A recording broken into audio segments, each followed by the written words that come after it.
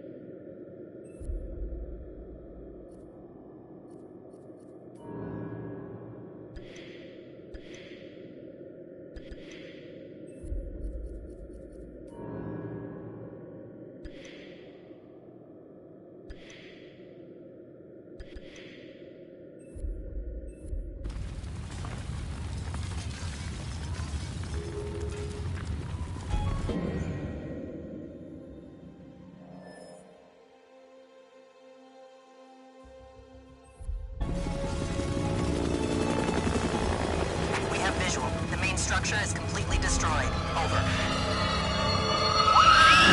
Hold on. I'm seeing something. It looks like there are survivors. Let's pick them up.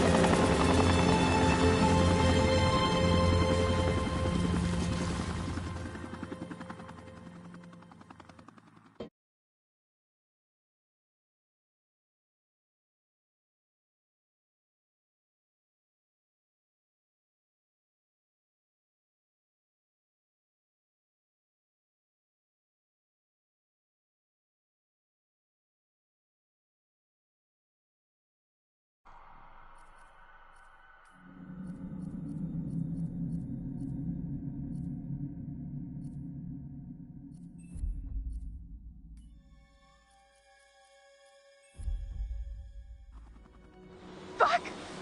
No!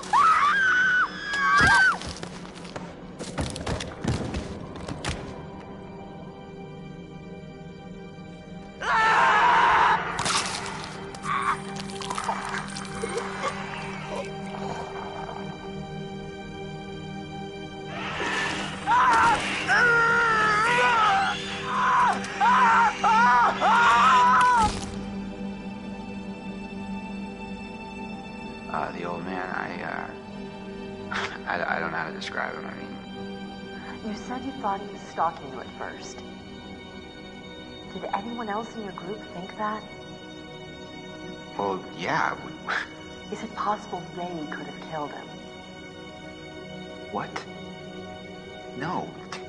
No, you don't understand. Don't you And understand? if he attacked you, He saved my life. And I watched him die. I heard Jessica. I don't know how or why she was down there, but I know I heard her. He held it right up to my face. Right here, right in front of my nose, and he could have shot me. He almost shot me, the prick. I mean, you go out with a guy for however long and you think you know him, but man, this one really takes the cake. How did you end up in the mines? I was carried and taken, and What did you see? I don't know. I don't know. He was out of his fucking mind. He wanted to hurt us. Okay? And I thought he was the one who attacked Jess. I thought we were close. After his sister's disappeared, he'd come and talk to me. He said I was the only one who understood him. I thought we had a connection. If you need someone to talk to, I'm fine. sometimes, after a traumatic experience, I said I'm fine. I stabbed him and I tried to get away, but I didn't know. I swear I didn't know. didn't know? Who did you stab? Oh, I stabbed the maniac. I didn't know it was Josh, but then he was the psycho. And how was I supposed to know Josh had all this sauce and the gun and oh my god. About Matt, have you found him? no, not yet. Yeah, well, don't look too hard. You don't sound very concerned. Fucker left me to die. He said he was my boyfriend, but then he basically murdered me. Would you give a shit? Your friend Ashley, she told us she tried to help you. She said she heard you calling out. Not me. Mike. What do you remember? He came for me. He did. Came for you? Where is he? Did he make it? You need to listen to me. I don't care if you believe me or not. Doesn't matter because you will. You need to go down to the mines. What's in the mines, Sam? I've seen what's down there, and I'd give anything to unsee it.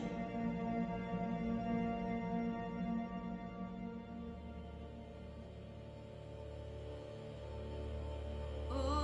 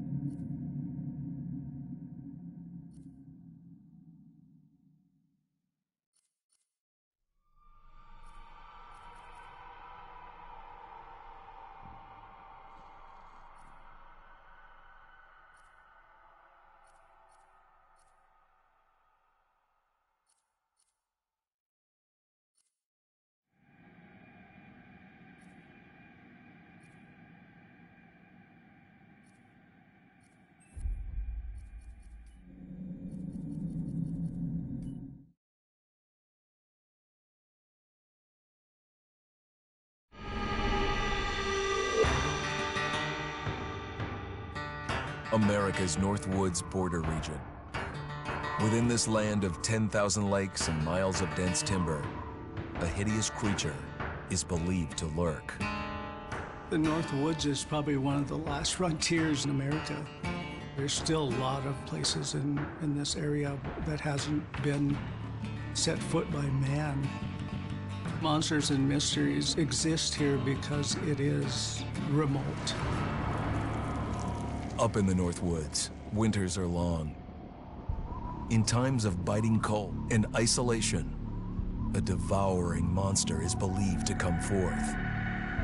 It's terrorized native people for generations. Growing up, I was told, like, don't go outside, the Wendigo will get you.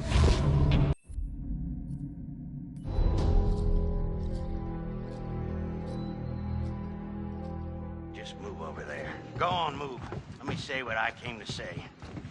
I'm here to tell you what you're up against being back on this mountain. You should never have returned.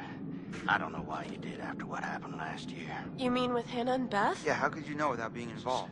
I don't take kindly to you kids coming up here to my mountain. Your mountain. The mountain don't belong to me, it's true. But it don't belong to the Washingtons.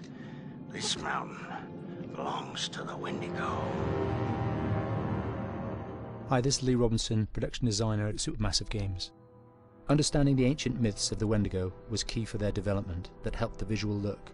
Through sketches and concepts, these elements were visualized, such as eyes being milky, almost dead, with loss of lips and eyelids due to frostbite, fangs growing and arms and legs getting longer, with skin hardening and thickening to look snarling and menacing, yet withered and lean. The hell was that? Another fucking piece of... Fingers and toenails extending like claws, allowing them to climb effortlessly. We made them look gaunt and weathered, and having ragged remains of clothes they wore. Blood-stained and rotten, with patches of hair still remaining, they retained strong skeletal limbs, which enable them to be agile and quick through the environment. Where are you? My name is Jamie Gallipo, animation director at Supermassive.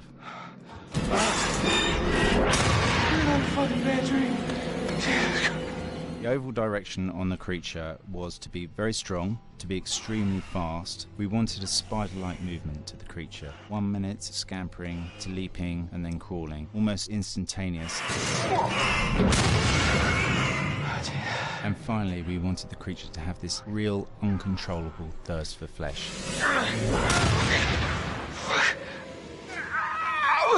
From a sound design perspective, the Wendigo is a real challenge. For the main vocalisations of the Wendigo, we used our own vocalisations, various different animals from the exotic to the farmyard, various plugins and processes to gel these sounds together and keep a human resonance behind that voice, telling the backstory of the Wendigo.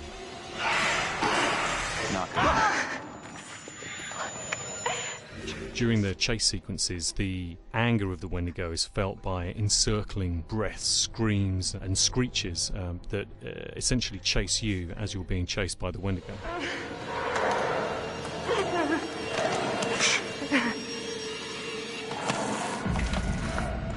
We would layer them up in a multitude of layers, sometimes 15, 20 sounds playing at the same time, to build up the vocalizations for this fearsome creature which is always in attack mode, hyperactive and chasing you throughout the game.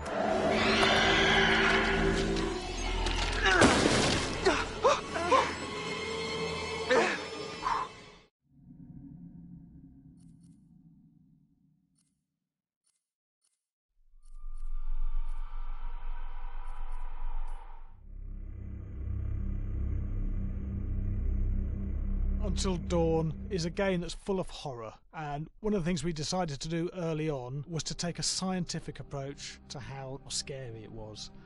So we did experiments on people and we measured their responses to the game. We've created a test area. It's as close to a home setup as we can get it. We've recruited ordinary people to play the game and we've left them to play it on their own. You're turning the light off.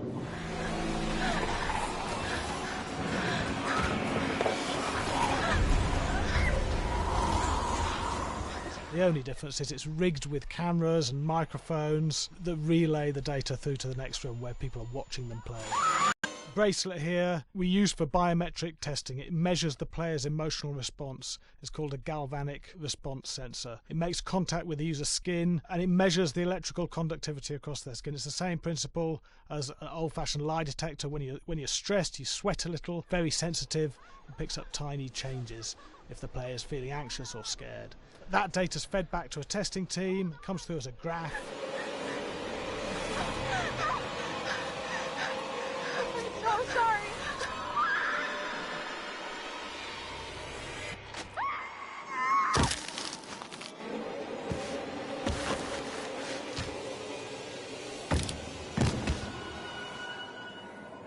There's no point testing one or two people, you have to test a lot of people. And watch your step. When we have a scare that's consistently has a measurable emotional response, then we knew it was good. If it didn't have that, it goes back to the team for improvement. The data doesn't tell us what's wrong with the scare, it only tells us if it's working or not. Wait, okay, so you hear that too, right? Josh. Here we have a chapter relatively early in the game. Weirdly regular.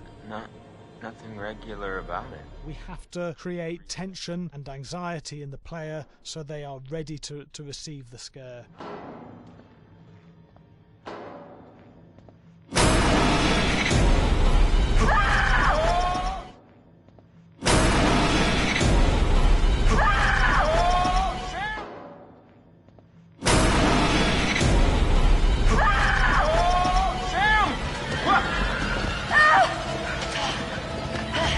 Give the player time to recover, to cool down, to calm down, and then start building the tension again before we do the next scare. Hey. What? Hey. What the hell? Oh, you just got mugged.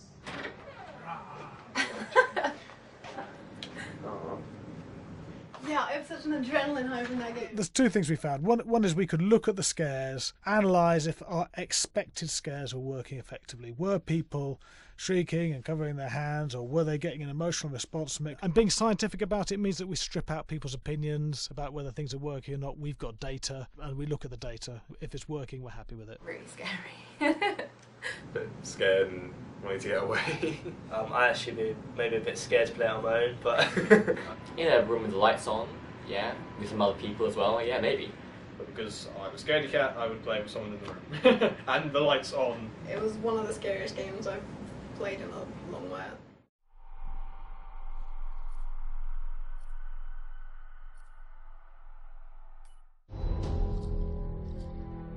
Hi, this is Lee Robinson, production designer on Until Dawn. The production design for Until Dawn started with the great teen horror script that sets the characters in a Canadian winter mountain lodge, being a contemporary setting with visual clues derived from classic films of that genre, such as Hitchcock's Psycho and Stanley Kubrick's Shining. The storyboards are vital to the production design as it allows the designer to understand the scale of the environments to be made and the detail that would be seen to create the atmosphere of a horror. This took us into concepts that took these storyboards further, visualizing the world through the color palette, the lighting, tone and the mood, and developing key locations such as the lodge, the cable car stations, the forests themselves, the wilderness.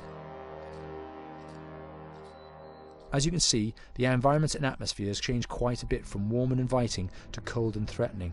The Millionaire's Mountain Lodge was a key example. It was designed to be made from nearby stone and timber, embedding it into the landscape, with a contrasting and contemporary interior needing to be opulent and extravagant. We created dark and claustrophobic corridors with ominous and large open spaces, almost cathedral-like in size, and with huge structures to silhouette and dwarf the characters within, providing a labyrinth to explore and wander.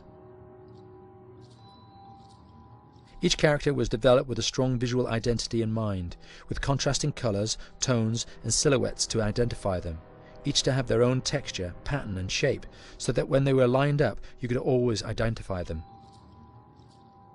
The costume designs allowed a range of clothes that would suit them for the cold winter weather, but also have an element of style and individualism, so that the audience could look at them and relate, recognizing themselves within them. A lady would like to cuddle up with her man by a nice cozy fire bathed in atmospheric mood lighting. Right. It'll get plenty toasty. Once we're rubbing up against each other. Mike. Yeah. Fire and mood lighting. Yes. Working with the lighting artists, we really brought the look and feel of the world together, and this required a thorough understanding of the visual language of teen horror. A key scene was where all the characters emerge out of the rear of the lodge chasing Hannah. A contrast is evident straight away from the exterior wilderness to the warmth of the lodge. The attention to character lighting here is through the bounce and rim lighting, accented colours and composition, creating characters that come from the dark into the light and back again with an emotional effect. Guys, there's someone outside. What the hell? Hannah! What's going on? Where's my sister going? It's fine. She just can't take a joke. It was just a prank, Han.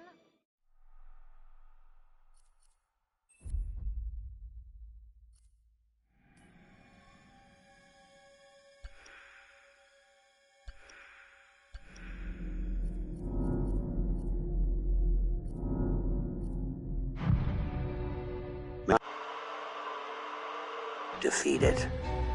Sometime after the prospectors. Until a cave-in trap and driven mad murderers, cannibals, eating. Taunt them with fire. Years after many moons and many hunts, until one night, a year ago, I was finally able to get him in my sights. But we were not alone in the woods that night. I couldn't save you.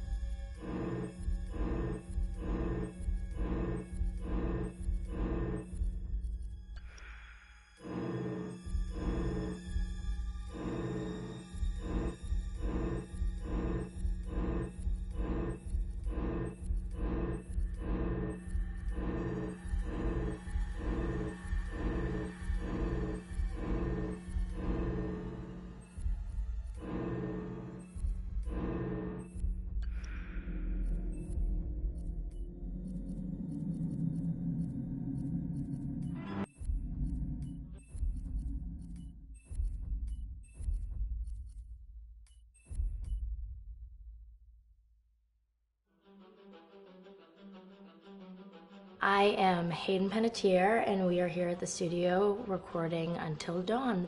My name is Rami Malek, and I play Josh.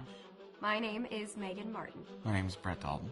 My name is Antonella Lentini, and I played Hannah and Beth. My name is Jordan Fisher, and I play the character Matthew, Matt for short. I'm Nicole Bloom, and I play Emily in the game. My name is Noah Fleiss. I am Galadriel Steinman, and I play Ashley. So Until Dawn is the story of 8 teenagers who revisit this cabin in the woods about a year later after a really traumatic experience where I've lost 2 of my sisters, so coming to kind of get some closure in that respect. One of the things that Larry does really well is make these multi-layered characters, and I think for just the story in general, it follows the quintessential horror film plot lines, but the characters are so unique in themselves, and I think that's very cool. Oh, I hope this was the right thing to do. What? You know, getting everyone together on the anniversary. I mean, Josh seemed really pumped about us all doing something, didn't he? Yeah, no, he definitely did. I haven't seen him so excited about something in forever. Good, good. Sam and I have a few things in common, such as being huge lovers of animals, and she's a huge animal lover. She's vegan. She is a pacifist. I'm not quite sure if I'm gonna go as far as saying that I'm a pacifist, but she's spunky and cool. I know that she, I think, is made fun of a little bit by the rest of them who think that her morals and her beliefs in that area are a little ridiculous and they don't agree with them, but she doesn't care. It doesn't stop her from being herself, and that's something that I hope I have in common with her.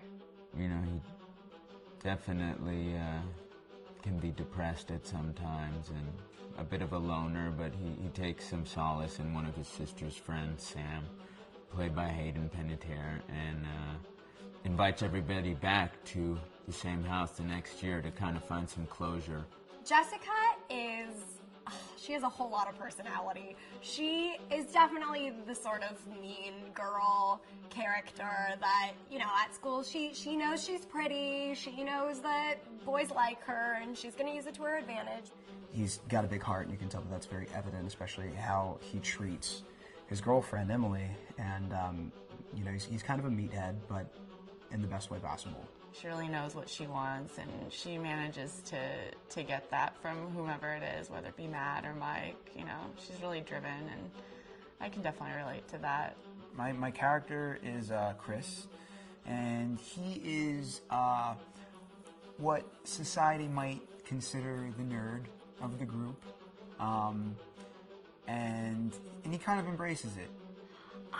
Ashley she's a little more serious than some of the other girls. She's definitely very intelligent and thoughtful. She kind of looks at the whole big picture of things. She's not quite as geeky as Chris, but they connect in a lot of ways. Mike is like big guy on campus. He's the class president who has some charm and has brain, and I don't know, people seem to like Mike. He gets away with a lot, though. He can be kind of jerky. The fact that he really just kind of wants everyone to be happy, and he wants her. He's a people pleaser, and I can definitely attest to being, you know, that guy. I'm always the friend that wants everybody to be happy and wants everybody to be taken care of, and that's definitely Matt. But also, like, this character is just so fun. I rarely get to play the bitch, and so it was really fun to do that. The spirit of things, seriously, what's wrong with you? Just try to lighten the mood, Em. Don't be like that. Like what? The way you're being. You always get like this. I just think this is just the coolest thing to be a part of, and I just think it's going to take the world by storm. I really do. I think this genre is the wave of the future, and I think that once people see the potential behind it, of getting to interact with the drama that you're witnessing unfold in such a realistic way, that this is how entertainment's going to be from now on.